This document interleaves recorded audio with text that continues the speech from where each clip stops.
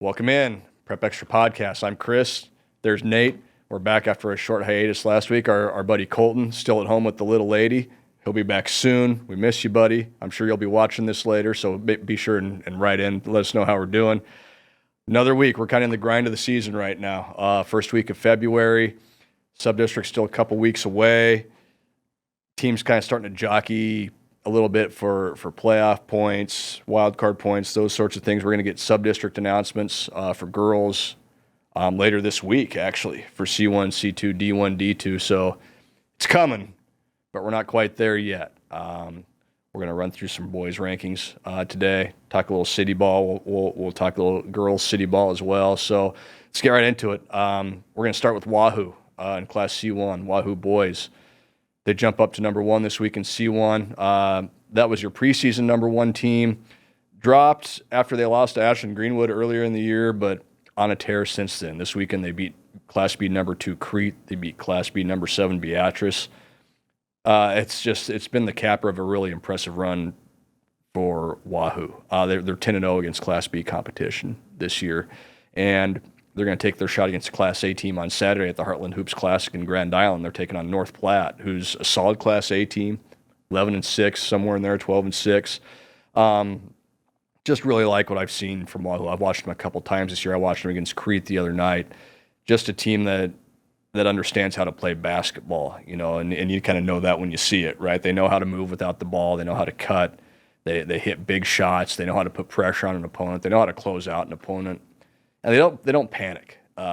Is one of the biggest things I saw. Crete was hot early, got them down double digits early, and Wahoo was just steady, stayed with it. They've got the lead at halftime. They end up winning by 15 points. It's crazy how good Wahoo is playing right now. So that's going to be a fun game to watch with them on Saturday when they take on North Platte. They move ahead of Ogallala, who drops number 2 and is still 21-0. And so it's no fault of Ogallala's that they dropped, but Wahoo's just on another level right now. And what you hope for is when State gets here, we get to see a couple of those matchups, a Wahoo, Ogallala, an Ashland Greenwood Wahoo rematch maybe. We'll see what that looks like when it gets here. The other new number one team in my ratings for the boys, North Platte St. Pat's. In D1, we had another unbeaten go down. Maywood Hayes Center lost to Bertrand in overtime by 2 points, 57-55. Maywood Hayes Center had been dominant through most of the year. They played about 3 or 4 close games. They played Dundee County Stratton 3 times. They beat them 3 times, all by about 4 points. That's Dundee County Stratton's only 3 losses, and every other game had been pretty one-sided until this Bertrand game that Maywood led by 14 at halftime. But give credit to the Vikings of Bertrand. They come back and win that game. So North Platte St. Pat's, another preseason number one, jumps back into that number one spot. You look at number 1, number 2, number 3 in D1, St. Pat's, Maywood Hayes Center, Dundee County Stratton. Those 3 teams are in the same sub-district. When that gets here, that may be the toughest sub-district in the state, regardless of class, just from state rankings. So, other than that, not a lot of changes in my rankings. Bellevue West still far and away number 1 in Class A. Lincoln Southeast going to take their crack at them tomorrow night, Tuesday night, here in town. Knights ranked 5th. Good win over Lincoln East a couple weeks ago to kind of vault them up.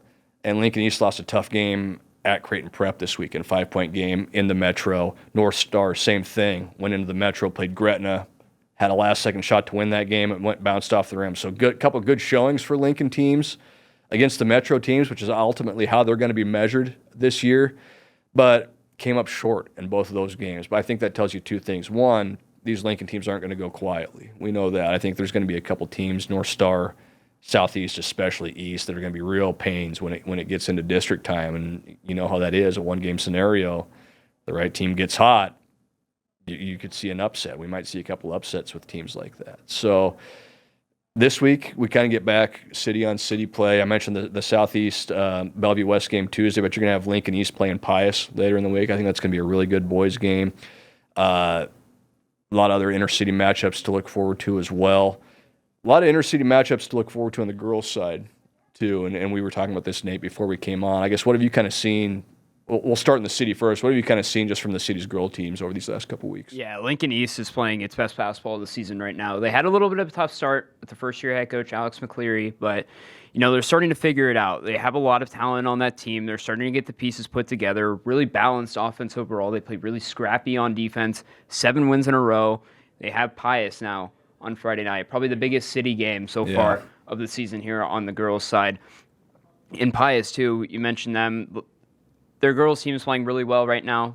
They've had 2 tough losses to Bellevue West and Millard South. No shame in that. That's maybe the 2 best teams in the Class A. Yeah, right and they were now. leading going into the fourth quarter against Millard South, which I Yep. think was the toughest part for them to swallow was they played so well in that game and they just couldn't get it done. Yeah. They're playing some really good basketball right now. Addison Markowski's leading that team really well. That'll be a great matchup come Friday night. Otherwise, over on the girls' side, it seems like some of the teams are just kind of still trying to find their way. Lincoln North Star is starting to play really well. 7-2 now, or 8-2 on the new year. Really good basketball from them under second-year head coach Tommy Johnson. With a young roster too. You Yep. wrote about that last week. So a Yep. lot of underclassmen playing for them. 4 underclassmen starting for that team, and 4 or 5 players averaging close to double figures a game. Really tough team to play against come March. Yep. And same thing with Lincoln Southwest. 2 seniors. Everybody else in their rotation is underclassmen. Yeah. They have 3 players on the roster that are 16 and have a driver's license. So they'll be a really tough out here in the next few weeks. And then when you drop all the way down to C1, but you still talk about City, Lincoln Christian is playing some really good basketball right now.